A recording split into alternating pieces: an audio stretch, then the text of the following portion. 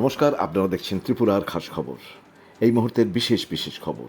মুখ্যমন্ত্রী ডক্টর মানিক সাহা নতুন দিল্লিতে 5 দিনের সফরে গেছেন রাজ্যের উন্নয়ন সংক্রান্ত নানা বিষয়ে উদ্যোগী হয়ে কাজ এগিয়ে নিয়ে যেতে। যেমন আগরতলা বিমানবন্দর থেকে আন্তর্জাতিক বিমান পরিষেবা চালু করা হচ্ছে প্রথম লক্ষ্য মুখ্যমন্ত্রী ডক্টর মানিক সাহা। বহুদিনের দাবি যে রাজ্যে আন্তর্জাতিক বিমান পরিষেবা চালু হোক, কিন্তু এখনও তা চালু হয়নি। এবং এই নিরিখে রাজ্যের উন্নয়ন নিয়ে পর্যায়ক্রমে মুখ্যমন্ত্রী ডক্টর মানিক সাহা, প্রধানমন্ত্রী নরেন্দ্র মোদী, স্বরাষ্ট্রমন্ত্রী অমিত সাহা ছাড়াও প্রতিরক্ষামন্ত্রী রাজনাথ সিংয়ের সঙ্গে সাক্ষাৎ করেছেন বিজেপির সর্বভারতীয় সভাপতি তথা কেন্দ্রীয় স্বাস্থ্য ও পরিবার কল্যাণমন্ত্রী জেপি নাড্ডার সঙ্গেও।